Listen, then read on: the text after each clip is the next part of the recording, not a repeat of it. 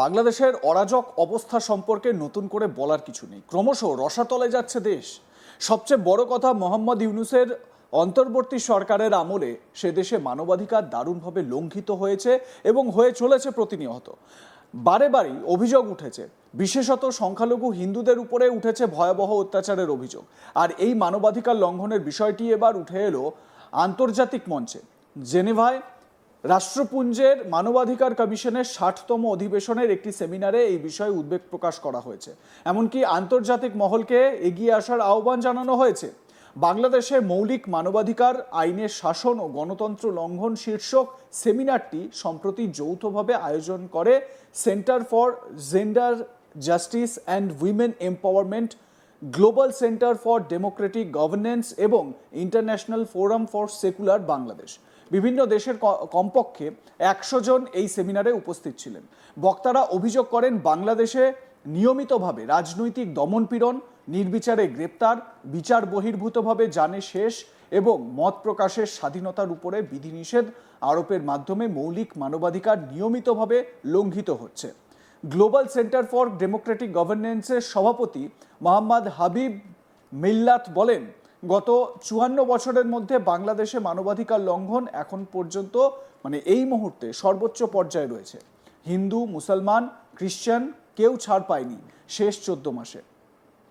২৫০০-র বেশি নির্যাতনের কেস নথিভুক্ত হয়েছে।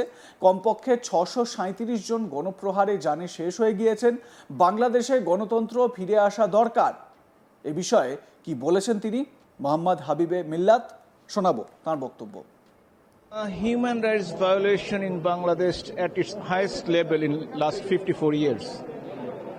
All sort of population, it's not only the minorities, they are tortured, no doubt about that. Even the Ahmadiyya people are getting tortured. Hindu, Muslim, Christian, nobody is spared over the last 14 months.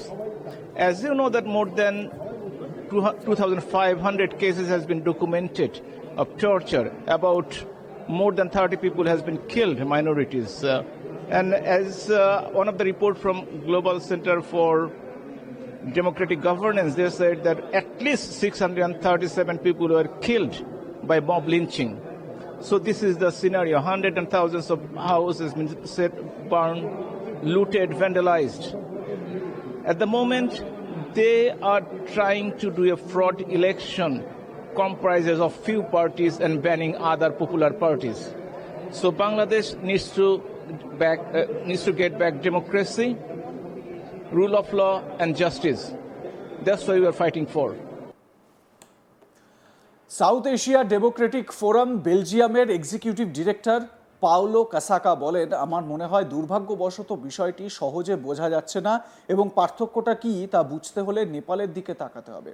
বাংলাদেশে আমরা যা দেখেছি তা হলো এমন একজন ব্যক্তি যিনি কোনো সংস্কার নিশ্চিত না করে বা কোনো গণতন্ত্র নিশ্চিত না করে ক্ষমতা দখল করেছেন, কিন্তু বিপরীতে গণতান্ত্রিক নির্বাচনকে অসম্ভব করে তুলতে তার 18 মাস সময় লেগেছে। কারণ যে দেশে সবচেয়ে গুরুত্বপূর্ণ দলটি যেভাবে নির্যাতিত হচ্ছে, সেখানে অবাধ ও সুষ্ঠু নির্বাচন করা একেবারেই অসম্ভব। পাওলো কাসাকা কি বলেছেন শুনুন।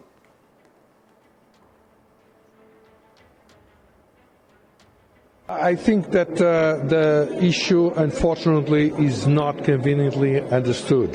And you just have to look at Nepal to understand what is the difference. Of course, there are insatisfaction, people that for various reasons want to protest. But what we have seen in Bangladesh is someone that grabbed the power not to ensure any reform, not to ensure any democracy, but quite on the contrary.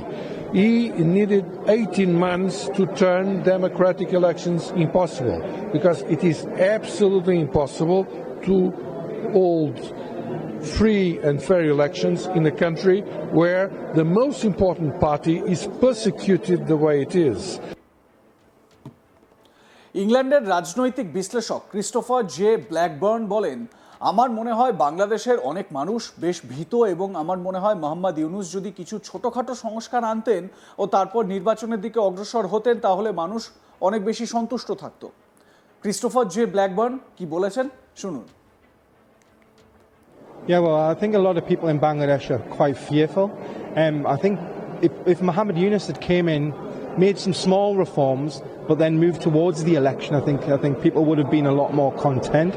However, I think what they've seen is there's Yunus and the students have wanted to vandalize Bangladesh's foundations, and it has caused atomization in society, and people are anxious about it. But then you've got, on the other hand, there's these other radicals out there, the radical Islamists from Jamaat-e-Islami. I mean, like just the other day, the deputy said he wanted to have a war with India, and creating a massive cadre of more jihadis to have a war. Like, this is just crazy talk. These guys could literally be creating the next government in Bangladesh. উল্লেখ্য, বাংলাদেশে সংখ্যালঘু হিন্দুদের উপরে আক্রমণের ঘটনায় ইতিমধ্যেই উদ্বেগ প্রকাশ করেছে ভারতও। আর সেখান থেকেই কোনো কোনো মহলে প্রশ্ন উঠছে, তবে কি এবার বাংলাদেশে ভারতের শান্তি সেনা ঢুকবে বা তাদের ঢোকার অনুমতি দেওয়া হবে? সেই উত্তর অবশ্য ভবিষ্যৎ দেবে, কিন্তু বাংলাদেশের সার্বিক পরিস্থিতি নিয়ে যে গোটা আন্তর্জাতিক মহল উদ্বিগ্ন, চিন্তিত, সেটা কিন্তু স্পষ্ট হচ্ছে। বাংলাদেশে সংখ্যালঘু হিন্দুদের উপর আক্রমণের ঘটনা উদ্বেগ প্রকাশ করেছে। কোনো কোনো মহল এই প্রশ্ন তুলছে যে ভারতের শান্তি সেনা সেখানে ঢুকবে কিনা।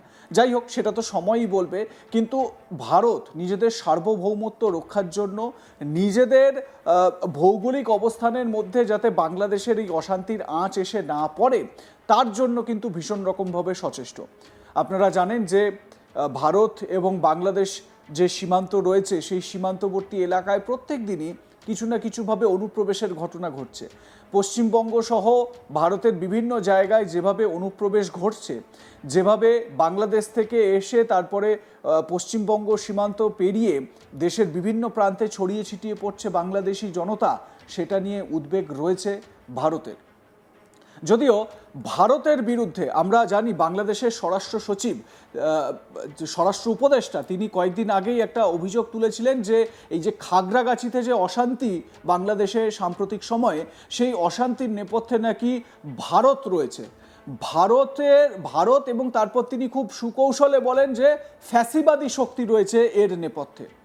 এর জবাবে ভারতের বিদেশ মন্ত্রকের তরফ থেকে স্পষ্টত বলা হয় যে কোনো রকম পলিটিক্যাল এই ধরনের মন্তব্য করার আগে বাংলাদেশের ভেবেচিন্তে কথা বলা উচিত, কারণ কোনো একটি সার্বভৌম দেশের ভেতরে কি হচ্ছে, সেখানকার সার্বিক পরিস্থিতি কি, সেই নিয়ে ভারত মাথা গলায় না, সেই নিয়ে ভারত কোনো রকম টিপ্পণী করে না।